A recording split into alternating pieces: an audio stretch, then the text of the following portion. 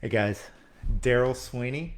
I am here. It is Wednesday, and as always, I'm excited to be in front of you guys. And I'm excited by today's topic.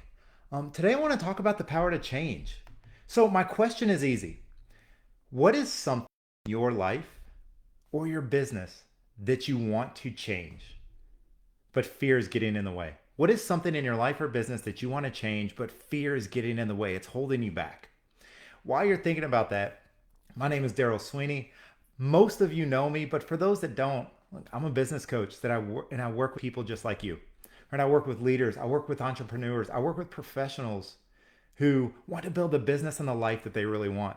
Many of them want to change something, want to make something better, want to grow something, right? But sometimes they're getting in their own way. And one of the things that keeps us stuck, one of the ways we get in our own way is fear. We let fear get the best of us, slow us down. So I want to talk about the courage to change today.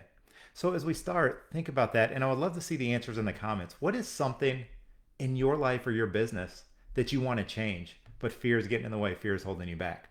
So go on, drop that into the comments. Why do I ask you to do that? Sometimes I ask for these comments because fear is holding a lot of us back, right? But we think we're alone. We think that nobody else is going through some of these things. So sometimes by opening it up, and it's not just me talking to you, but it's you guys weighing in like, yeah, I feel that. I've experienced that. I deal with that. It can help somebody else out there too.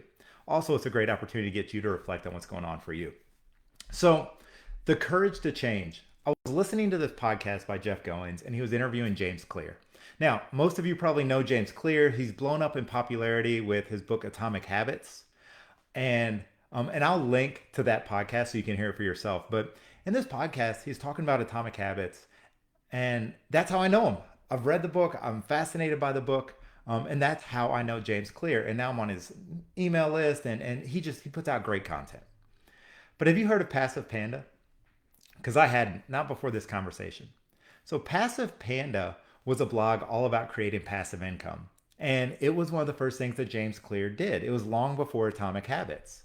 And it started because he wanted to be an entrepreneur. And he knew he wanted to get out there. He knew he wanted to build an audience, build a following, and do some really interesting things. But he also knew he didn't know anything about that. So he starts this blog called Passive Panda. And he spent 2 years kind of flopping around and realized that he didn't know anything about marketing. He didn't know anything about building an audience. So he just started experimenting.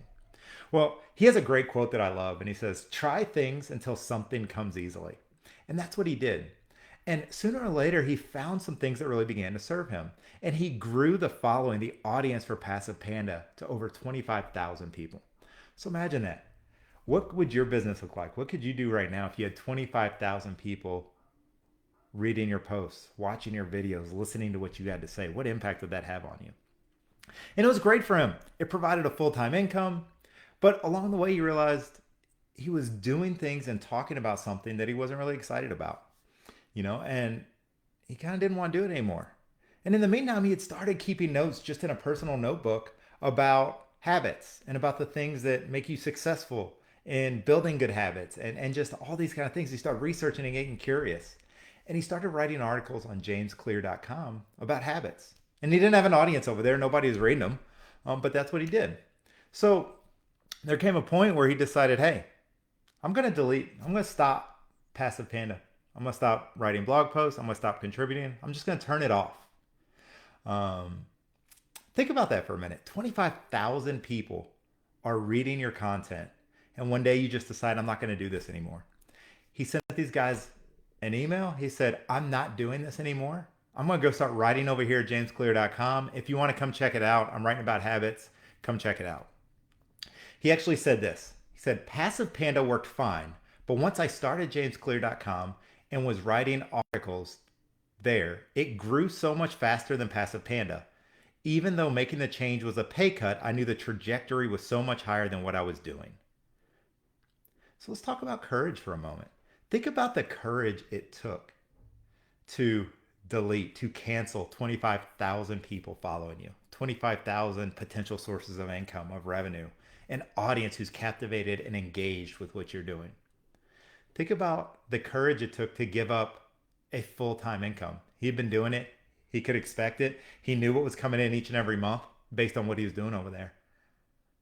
Think about the courage it took to just walk away from all that. Think about the courage it took to walk out of one profession or one place where you were a subject matter expert and people said, hey, this is the guy. He was getting interviewed, he was doing podcasts, he was doing all kinds of things about how to build passive income.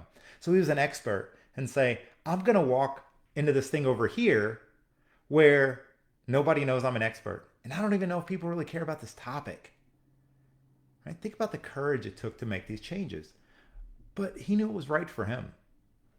So I tell you all this to say, to ask you, where's the need for courage calling out to you right now? Because I believe that on the other side of the courage to change, there can be really powerful things waiting for us. What was waiting for James Clear? Well, sure, he turned off an audience of 25,000, but when the podcast was recorded, he had built an audience of 200,000. Now, that came after the pay cut, that came after the uncertainty, that came after the experiments, right? And I looked it up before this podcast. His audience now has grown to over 1 million people. Right? So he gave up an audience of 25,000, something that would be valuable to most, if not all of us. And he ended up with an audience of over 1 million. He ended up as a best-selling author. He ended up with international fame. Right? So he had to give up something good to get to something great. Right? But it took courage to do that. Where's the need for courage calling out to you right now? What is that thing in your life or in your business that you want to walk away from? You think there could be something better for you out there, something new, something novel, right? Something that excites you, something that lights you up.